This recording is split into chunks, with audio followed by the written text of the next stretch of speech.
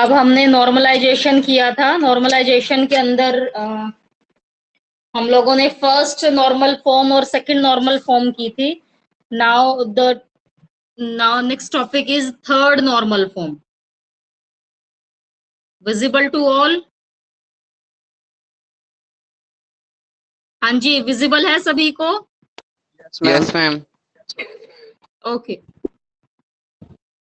तो third normal form के अंदर एक रिलेशन थर्ड नॉर्मल फॉर्म में होता है if and only if it is in second normal form. Second normal form में हो, साथ के साथ ही जो नॉन की एट्रीब्यूट्स हैं वो नॉन ट्रांजिटिवली डिपेंड हो आपके कीज एट्रीब्यूट पे। कीज एट्रीब्यूट पे वो नॉन ट्रांजिटिवली डिपेंडेंट होने चाहिए। अब उससे पहले हमें पता होना चाहिए कि आपकी सेकंड नॉर्मल फॉर्म थी क्या। What was the second normal form was? तो सेकंड नॉर्मल फॉर्म आपकी क्या थी? A relation is in second normal form अगर non key attribute fully depend upon है की एट्रीब्यूट्स पे, तो वो आपकी कहलाती थी सेकंड नॉर्मल फॉर्म। अब थर्ड में यही है कि वो पहली कंडीशन की वो सेकंड नॉर्मल फॉर्म में होना चाहिए। दूसरी कंडीशन है कि नॉन ट्रांजिटिव डिपेंडेंसी होनी चाहिए। ट्रांजिटिव डिपेंडेंसी किसको बोलते हैं? मैंने आपको बताया था, अगर A belongs to B, B belongs to C, तो this implies that A belongs to C। ये आपकी कहलाती है ट्रांजिटिव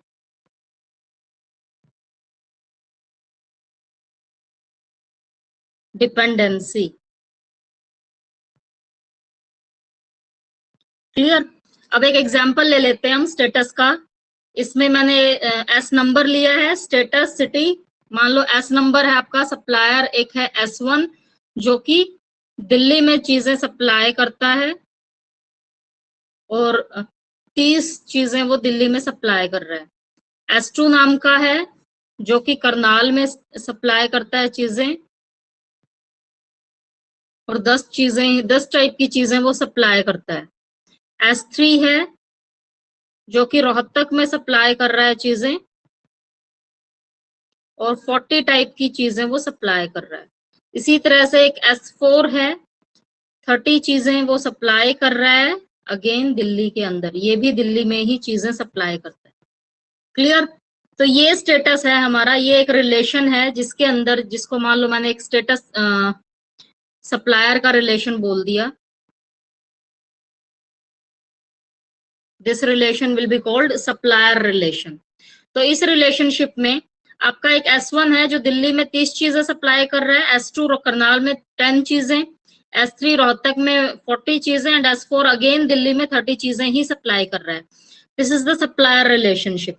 अब ये रिलेशनशिप जो है वो थर्ड नॉर्मल फॉर्म में तो है। थर्ड नॉर्मल फॉर्म मतलब कोई किसी पे इंटरडिपेंडेंट नहीं है। कोई ये नहीं है कि S1 अगर S1 होगा तो 30 चीजें होंगी, दिल्ली होगा क्योंकि सारे के सारे डिफरेंट हैं।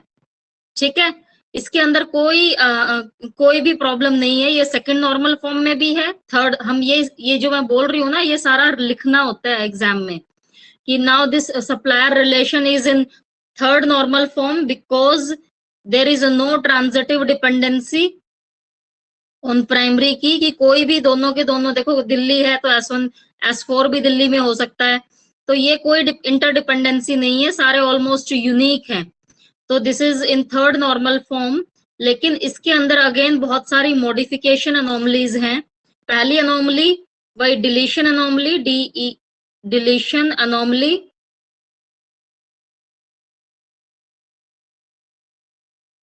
डिलीशन अनोमली मतलब अगर हम कोई चीज डिलीट कर देते हैं, मान लो मैंने ये डिलीट कर दिया, करनाल वाला जो रिकॉर्ड है ये अगर मैं डिलीट कर देती हूँ तो हम इंफॉर्मेशन को लॉस्ट कर देंगे कि S2 10 चीजें सप्लाई कर रहा है लेकिन कहाँ सप्लाई कर रहा है। क्लियर? या अगर मैंने ये वाली डिलीट कर दी S3 वाली 40 चीजें, कि S3 40 चीज रोहतक में सप्लाई कर रहा है लेकिन कितनी चीजें सप्लाई कर रहा है ये हमें नहीं पता। इसी तरह से अगर ये वाली डिलीट हो जाती है कि S4 दिल्ली में जा रहा है लेकिन क्या लेके जा रहा है वो उस चीज का कोई आइडिया नहीं है। तो ये इंफॉर्मेशन हमारी, इस इंफॉर्मेशन के अंदर this is in third normal form, लेकिन इसके अंदर बहुत सारी मॉडिफिकेशन अनोमलीज हैं इस चीज को, बिकॉज हम इसमें कोई भी चीज, एग्जिस्टिंग चीज को डिलीट नहीं कर सकते।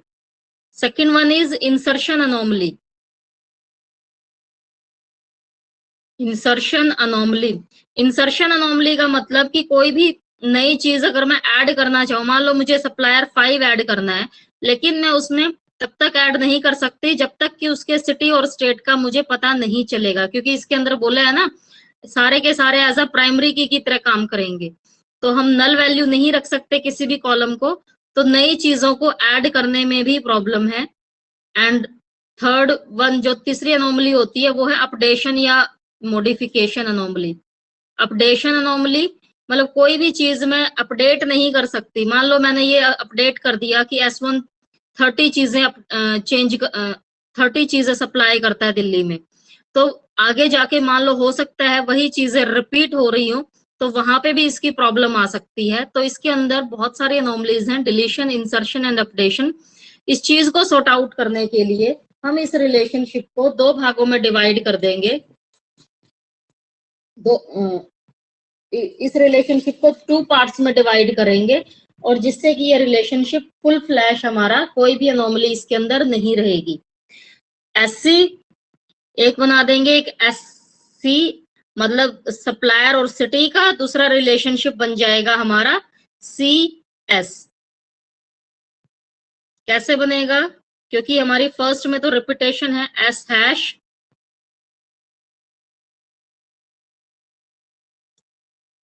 सिटी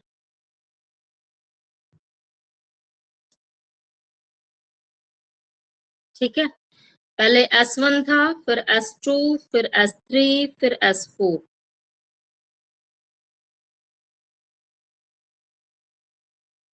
सिटी में S1 दिल्ली में सप्लाई कर रहा है चीजें, S2 हमारा करनाल में सप्लाई कर रहा है, S3 हमारा रोहतक में सप्लाई कर रहा है, एंड S4 अगेन हमारा दिल्ली में सप्लाई कर रहा है। क्लियर? अब CS रिलेशनशिप क्या होएगा? City and status.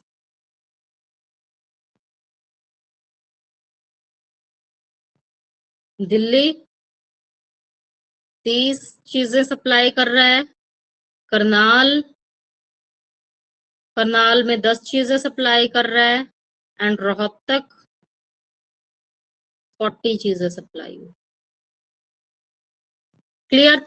तो इस अनोमलीज को रिमूव करने के लिए हम इस रिलेशनशिप को दो भागों में डिवाइड कर देते हैं, SC and CS, city supplier and city, city and state.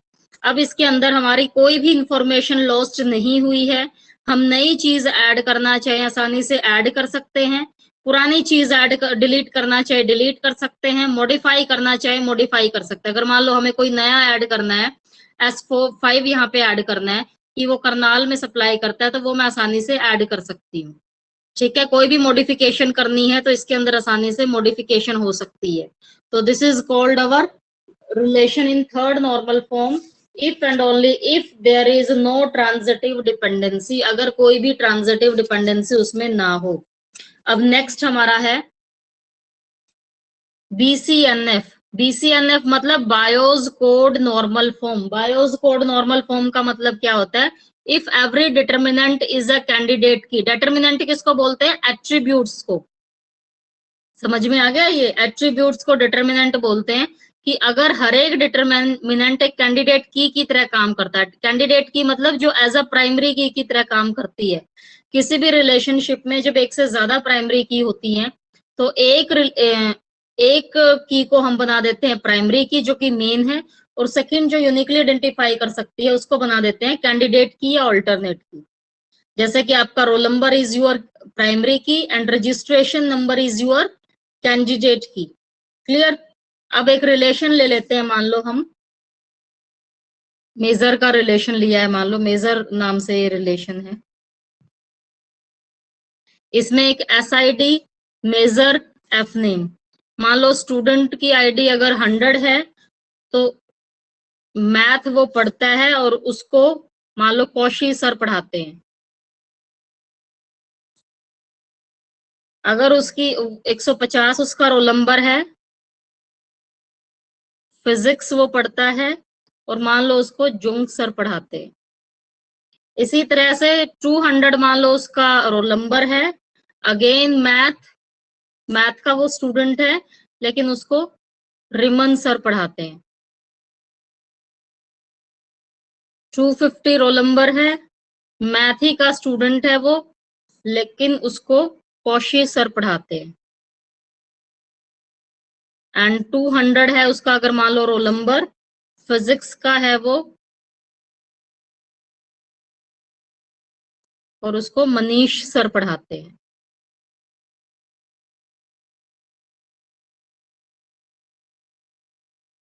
Clear? तो इस रिलेशनशिप के अंदर हमारी स्टूडेंट आईडी दे रखी है, मेजर दे रखी है, फैकल्टी के नाम, कि अगर वो मैथ ले रहा है, 100 अगर रोल नंबर है, मैथ ले रहा है तो उसको कौशी सर के सेक्शन में है वो। 150 है, फिजिक्स का स्टूडेंट है, जोंग सर के सेक्शन में है। 200 रोल नंबर है, अगेन मैथ ले रहा है तो रेमन सर के सेक्शन के अंदर है वो। 250 रोल नंबर है, फिर से मैथ ले रहा है तो वो कौशी सर के सेक्शन में है। एंड 200 रोल नंबर है, फिजिक्स ले रहा है तो वो मनीष सर के सेक्शन में है। अब देखने में तो ये लग रहा है कि ये सारे के सारे रिपीटेड ही तो हैं, लेकिन जो रिकॉर्ड अगर हम इंडिविजुअल देखा जाए तो रिकॉर्ड सारे के सारे हमारे डिफरेंट है। There is no duplicacy in the record, क्योंकि ये मैथ और कौशी वाला अगर रिपीट करें तो यहाँ पे 100 है, यहाँ 250 है, यहाँ 200 है, तो हर एक जो रिकॉर्ड है वो डिफरेंट है। तो इसीलिए every determinant is a candidate की, तो सारे के सारे जो डिटर्मिनेंट है वो एज अ कैंडिडेट की तरह ही काम कर रहे हैं। तो ये रिलेशन हमारा बीसीएनएफ में तो है, लेकिन इसके अंदर भी वही बहुत सारी अनोमलीज हैं। इस चीज को सॉर्ट आउट करने के लिए अगेन आप लिखोगे इसके अंदर आपकी डिलीशन अनोमली है। डिलीशन में आपको वही मेंशन करना है, कोई चीज मैं डिलीट कर देती हूँ तो इंफॉर्मेशन मेरी लॉस्ट हो जाएगी। इंसर्शन एनोमली है, इंसर्शन में अगर हम कोई चीज इंसर्ट करना चाहें तो भी तब भी प्रॉब्लम आ जाती है। फिर उसके बाद मॉडिफिकेशन या अपडेशन एनोमली है। अपडेशन एनोमली के अंदर कोई भी चीज अपडेट करना चाहें तब भी हमें प्रॉब्लम आ जाती है। क्लियर?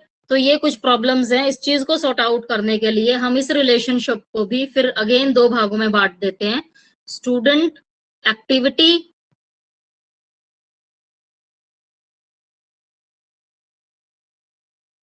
और दूसरा रिलेशन बना देंगे हम एक्टिविटी सब्जेक्ट। एसआईडी